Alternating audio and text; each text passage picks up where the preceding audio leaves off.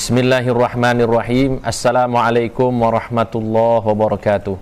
Alhamdulillah wassalatu wassalamu ala Rasulillah Sayyidina Muhammad ibni Abdillah sallallahu alaihi wa ala alihi wa sahbihi wa sallama tasliman katsira, amma ba'du. Pemirsa jamaah sekalian rahimakumullah, berbicara tentang Nabi Muhammad SAW maka tidak lepas dari mukjizat yang Allah Subhanahu wa taala berikan kepada Nabi Muhammad SAW. Untuk mendalami hal tersebut, marilah kita sama-sama mengkaji kitab karya Al-Habib Zain bin Ibrahim bin Smaid, yang mana beliau menjelaskan kepada kita sedikit dari banyak mukjizat Nabi Muhammad SAW.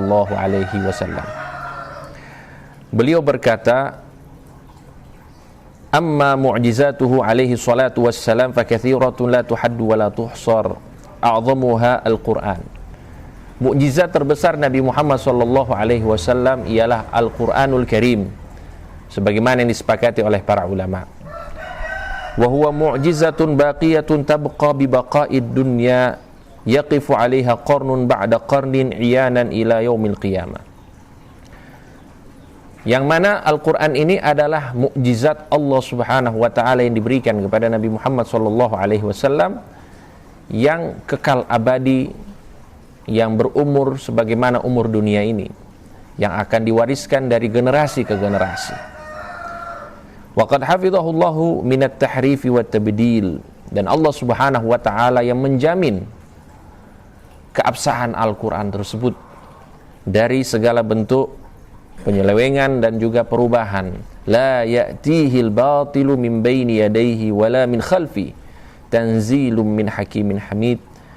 Tidak ada hal yang salah, hal yang batil yang dapat masuk ke dalam Al-Quran, baik dari arah manapun. Karena itu Allah Subhanahu wa ta'ala sendiri yang menjaga Al-Quran. Maka jamaah sekalian, Al-Quran adalah mukjizat utama Nabi Muhammad SAW. Wa min mu'jizatihi, dan termasuk mukjizatnya Nabi Muhammad, insyiqaqul qamar hina sa'alahu kuffar ahli Makkah an yuriyahum ayatan. Termasuk mukjizat Nabi Muhammad SAW ialah Nabi Muhammad mampu membelah bulan atas izin Allah Subhanahu wa ta'ala ketika para penduduk Quraisy pada saat itu yang belum beriman kepada Nabi Muhammad SAW, mereka meminta kepada Nabi, apa yang menjadi tanda kenabianmu? Maka Nabi Muhammad berdoa kepada Allah Subhanahu wa ta'ala, fanshaqqal qamar falqataini wahum yanzurun. Maka tiba-tiba bulan itu terbelah menjadi dua, sehingga Nabi Muhammad SAW bersabda, ayuhan nas ishhadu, saksikanlah wahai para pendudukku, wahai para umatku. Maka mereka membalas Nabi Muhammad SAW dan memperlihatkan bahwa mereka itu tidak mau beriman kepada Nabi Muhammad. Mereka berkata, inna Muhammadan sahara ayunana, sungguh Nabi Muhammad SAW itu menyihir mata kami atau mata kita. Itu mukjizat yang kedua. Jadi Nabi Muhammad diberikan izin oleh Allah Subhanahu wa ta'ala untuk bisa membelah bulan. Wa minha haninul jiz'i, dan juga termasuk mukjizat Nabi Muhammad SAW ialah suara tangisan dari sebuah tongkat. Dan ini diriwayatkan bahwa suatu ketika Nabi Muhammad SAW yang pada mulanya memiliki kebiasaan berkhutbah dengan memegang tongkat, tiba-tiba Nabi Muhammad itu diberikan mimbar oleh salah seorang sahabat, sehingga Nabi Muhammad SAW mulai berkhutbah di atas mimbar. Pada saat Nabi Muhammad SAW berkhutbah di atas mimbar, tiba-tiba ada suara tangisan. Satu masjid bingung dari mana asal suara tersebut. Maka Nabi Muhammad SAW yang paham dengan keadaan dan tahu dari mana asal suara tersebut, beliau turun dari mimbar, kemudian menghampiri tongkat yang biasanya dijadikan sebagai teman ketika berkhutbah. dan tongkat itu berada di dalam masjid, disebutkan di samping masjid. Disebutkan bahwa hatta tajjal masjidu li khuwarihi, sampai masjid itu seluruhnya dipenuhi dengan suara tangisan dari tongkat tersebut. Fabakan nasu, maka orang-orang pun ikut menangis. Dan apa yang dilakukan oleh baginda Nabi Muhammad SAW, dan ini termasuk tanda rahmat dari Nabi Muhammad, yaitu beliau datang menghampiri, turun dari mimbar, kemudian memegang tongkat tersebut sampai tongkat tersebut diam. Seraya berkata Nabi Muhammad SAW, "Laulam altazimhu lam yazal hakadha ila yaumil qiyamah." Kalau misalnya aku tidak turun dari mimbar dan menghampirinya, kemudian tidak mengelus-ngelusnya, maka niscaya tongkat ini akan menangis hingga hari kiamat. Dan ini adalah termasuk mukjizat Nabi Muhammad SAW. Jamaah sekalian rahimakumullah, wa minha nab'ul al-ma' min baini asabihi syarifah waqa'a marratin adidah. Ya, disebutkan juga bahwa Nabi Muhammad SAW dari mukjizatnya, beliau itu bisa mengeluarkan air dari ujung-ujung jarinya. Dan ini adalah mukjizat yang sangat luar biasa, yang nyata, yang disaksikan oleh para sahabat. Nah, salah satu riwayat disebutkan oleh sahabat Jabir bin Abdullah bahwa suatu ketika pada perjanjian Sulh Hudaybiyah, yang mana Nabi Muhammad SAW bersama para sahabat datang ke kota Makkah, dan mereka kehausan, sedangkan persediaan air itu sudah mengurang. Maka apa yang dilakukan oleh Nabi Muhammad SAW? Nabi Muhammad mengambil sebuah wadah, dan wadah tersebut diletakkan tangannya di dalamnya. Dan apa yang terjadi? Tangan-tangannya itu atau jari-jarinya Nabi Muhammad SAW mengeluarkan air yang begitu deras.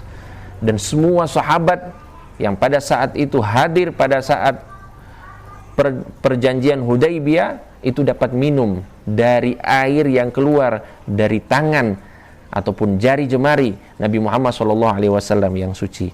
Sehingga dikatakan kepada Jabir, "Kam kuntum, berapa jumlah kalian pada saat itu?" Maka Jabir berkata, "Khamsa asyara mi'ah." Ini jumlah kami itu kurang lebih ada 15.000. Ya, kita bisa bayangkan 15.000 itu bisa minum dari tangan atau air yang keluar dari tangan Nabi Muhammad SAW. Walau kunna mi'ata alfin la kafana, kalau misalnya jumlah kami pada saat itu 100.000, maka air itu pasti akan cukup bagi kami sallallahu alaihi wasallam. Dan ini adalah termasuk mukjizatnya Nabi Muhammad sallallahu alaihi wasallam. Kemudian disebutkan termasuk mukjizat Nabi Muhammad, masaha sallallahu alaihi wasallam dar asyatin hailin fadarrat bil laban. Ini ada sebuah mukjizat yang bisa kita katakan adalah sesuatu yang mustahil yang terjadi. Bagaimana mungkin seekor kambing betina itu bisa mengeluarkan susu padahal dia belum saatnya mengeluarkan susu? Artinya apa? Artinya di sini dia belum berkumpul dengan pejantan. Dan ini secara ilmu itu tidak bisa dijelaskan. Bagaimana mungkin seekor kambing betina bisa mengeluarkan susu padahal dia belum bercampur dengan pejantannya. Akan tetapi Nabi Muhammad SAW dengan hanya mengusap bagian susu dari kambing betina tersebut, maka keluarlah susu begitu deras. Kemudian juga termasuk mukjizat Nabi Muhammad SAW kepada salah seorang sahabatnya yang bernama Qatadah bin Nu'man. Jadi Qatadah bin Nu'man ini pada saat peperangan Uhud, beliau diserang oleh musuh sehingga ada bagian dari wajah beliau, yaitu mata beliau, itu dikatakan dalam riwayat keluar, sampai keluar karena serangan musuh pada saat perang Uhud. Maka Nabi Muhammad sallallahu alaihi wasallam mengembalikan mata tersebut, ya, mata dari salah seorang sahabat yang bernama Qatadah bin Nu'man ke tempatnya semula. Dikembalikan mata tersebut, kemudian apa yang terjadi? Qatadah bin Nu'man itu sembuh kembali. Bahkan di dalam riwayat dikatakan wa kanat la tarmud idza ramadatil ukhra. Kalau misalnya Qatadah bin Nu'man, ya, setelah disembuhkan oleh Nabi Muhammad SAW, matanya yang tadinya sudah keluar disembuhkan kembali oleh Nabi Muhammad SAW. Kalau misalnya beliau mengalami penyakit mata, maka yang sakit itu hanya mata satunya, sedangkan mata yang disembuhkan oleh Nabi Muhammad itu tidak merasakan sakit sama sekali. Subhanallah. Dan ini adalah hal-hal yang sedikit dari banyak mukjizat Nabi Muhammad SAW yang harus kita kaji dan kita kaji supaya kita bertambah yakin, bertambah beriman, bertambah kecintaan kepada junjungan Nabi kita Nabi Muhammad SAW. Wallahu ta'ala alam wa sallallahu ala sayyidina Muhammadin wa ala alihi wa sahbihi wasallam walhamdulillahi rabbil alamin.